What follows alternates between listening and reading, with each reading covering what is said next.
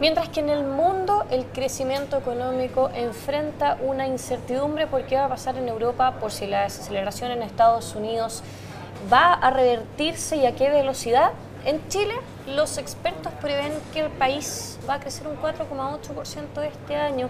Es decir, suben su proyección de acuerdo con la última encuesta de expectativas económicas que publica el Banco Central. Para ver qué hay detrás de esta expectativa, estamos con el economista jefe de Selfin Capital, Mario Barent. Mario, muchas gracias por esta entrevista. Gracias a ti, Francisca. Mario, tenemos esta encuesta que publica el Banco Central donde se sube, pero hay datos encontrados, porque tenemos un incremento en la proyección de crecimiento para este año, un 4,8, sabíamos que estaba en torno a un 4,5. Tenemos también un recorte en la previsión de inflación y una previsión negativa para el próximo año, no negativa, pero de menor crecimiento. ¿Qué es lo que está pasando en Chile? Efectivamente, bueno, el incremento de la proyección para este año obedece principalmente a los últimos datos que hemos tenido.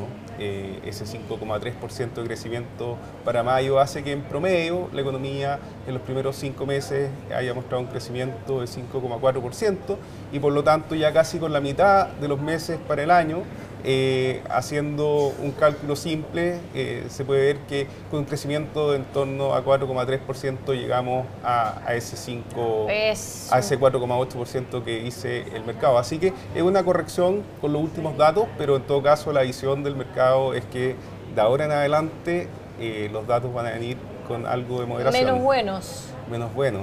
Y eso también pero nunca malos, ese es el tema. Tenemos una Europa que está realmente complicada, que es nuestro segundo socio comercial. Estamos ya viendo conflictos en nuestra balanza comercial y tenemos la amenaza latente de que China se enfríe. Entonces, ¿por qué tanto optimismo? A ver, hay optimismo, es cierto.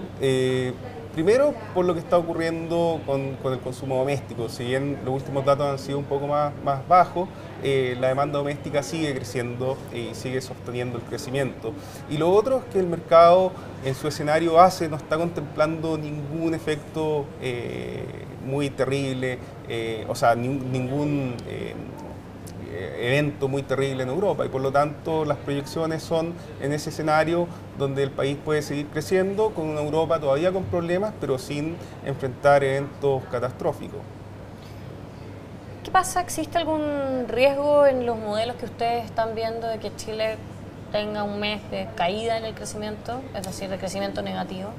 No, eso no lo estamos contemplando en general y eso podría ocurrir si es que en Europa ocurre algún efecto, algún problema grave, ¿cierto?, en el sistema financiero. Un Lehman Brothers como lo que pasó en Estados Unidos, pero ahora en el caso de Europa tenemos a Barclays también ahí latente. Es distinto el caso, pero una situación como esa podría gatillar cierto efecto sobre el precio del cobre, cierto, caídas abruptas, también caída en volúmenes fuertes de nuestras exportaciones y eso sí, tensión en el sistema financiero, cierto, con menor liquidez para los bancos locales y eso sí podría generar una situación como la que tú dices de crecimiento negativo, pero en realidad lo que estamos previendo no es un escenario de ese tipo y la economía siempre tiene algo de inercia, así que incluso si ocurre algún evento o mayor volatilidad afuera, la economía continúa con una inercia que es bastante buena y que nos ha permitido tener un crecimiento de 5,4% en la primera parte del año casi, muy por sobre lo que se estima a finales del año pasado. Hablemos de inflación.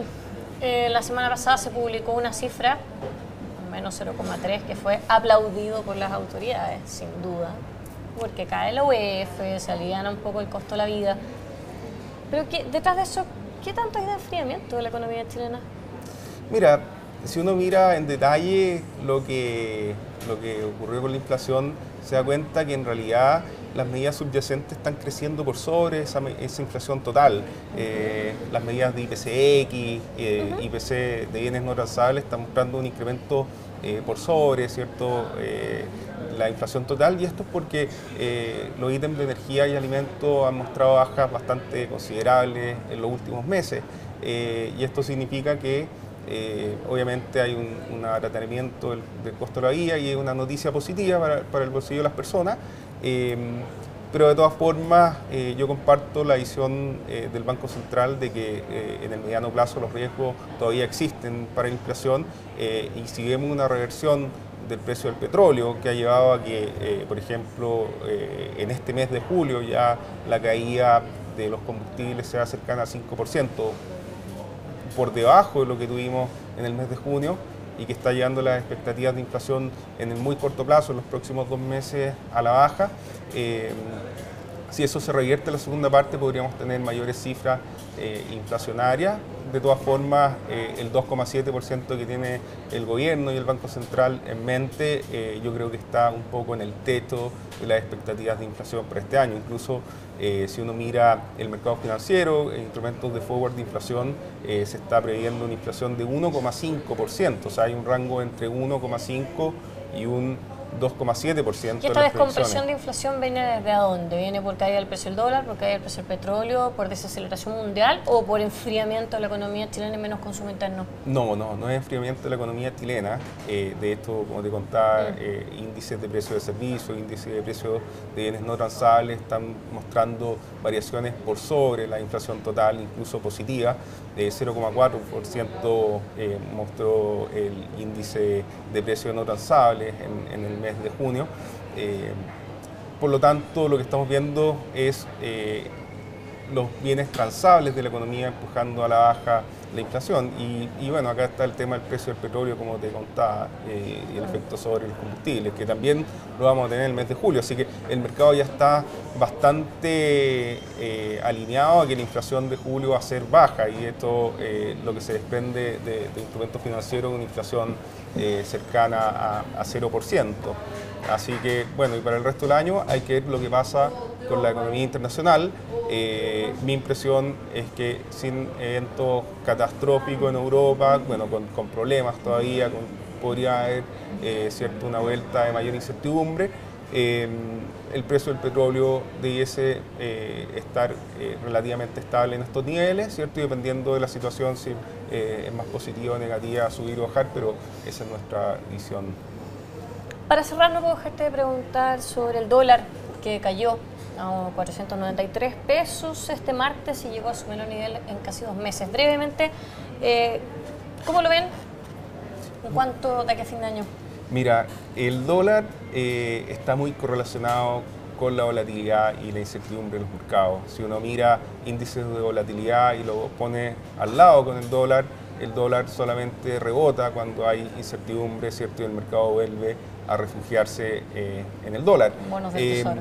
Pasando esta volatilidad, que es un poco lo que hemos visto en esta última semana, el dólar nuevamente vuelve a su tendencia más de largo plazo que a la baja. Así que con una visión de escenario base relativamente neutral respecto a lo que pase en Europa, no positiva porque no creemos que esto se va a revertir y se va a mejorar de un día para otro, creemos incluso que es algo para largo y que podrían haber tensiones nuevamente, pero la tendencia del dólar con las inyecciones de liquidez que ha hecho la Reserva Federal y esto el deseo de debilitar su moneda, ¿cierto? Para hacer frente y no solamente eso, sino también para hacer frente al tema de la deuda que tienen que desvalorizar su moneda, eso les permite, ¿cierto?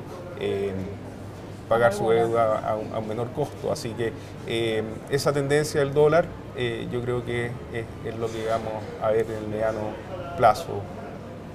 Bueno. Muchas gracias por esta entrevista. Gracias a ti, Francisco. Y así dejamos esta entrevista en DFTV y los dejo invitados a una próxima.